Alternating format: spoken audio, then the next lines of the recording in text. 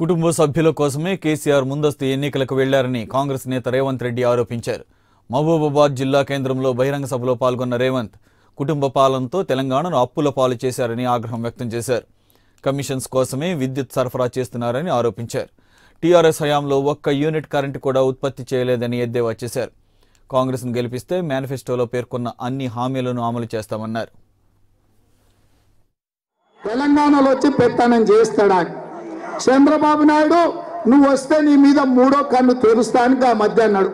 నేను తెల్లారే అడిగిన, అయ్యా రాత్రి 4 వరకు 14 పెక్కులేసి పండుకొని నువ్వు మిట్ట మధ్యాహ్నం 2 కన్ను తెరిసే వరకే 2 అవుతుంది, ఇక మూడో కన్ను ఎప్పుడు తెరుస్తావని నేను అడుగుతున్నా.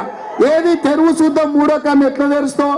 నువ్వు మూడో కన్ను తెరిస్తే మా కాంగ్రెస్ కార్యకర్తలు ఒక్క గుద్దు మూడో కన్ను మీద గుద్దుతే మూతి పనులు కూడా రాలిపోతాయని చెప్తున్నా. ఈ సందర్భంగా పదే నేను కరెంట్ ఇచ్చినా అని చెప్తుండు.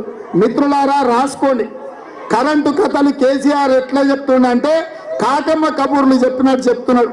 ఆయన వచ్చిందంట, ఆకాశం నుంచి ఊడిపడ్డాడంట, ఉరిమినప్పుడల్లా దాన్ని పట్టుకొచ్చి మనకు కరెంట్ ఇచ్చిండంట.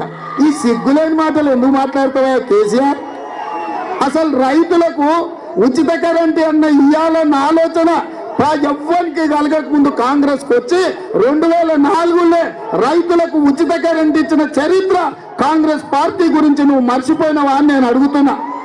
ఇవాళ ఈ దేశంలో ఆర్థిక అభివృద్ధి జరగాలంటే కరెంటు కావాలని గుర్తించి చైనాతో పోటీ పడడానికి 1000 మెగావాట్లు, 1000 కాదు లక్షల మెగావాట్ల విద్యుత్ ఉత్పత్తి కోసం మన్మోహన్ సింగ్ గారు ప్రధానమంత్రిగా ఉన్నప్పుడు అనుమతులు ఇచ్చి ప్రైవేటులో 1000 మెగావాట్ల విద్యుత్ ఉత్పత్తి ఆనాడు పనులు ప్రారంభిస్తే వరుసగా 2010 తర్వాత ఆ సంస్థలన్నీ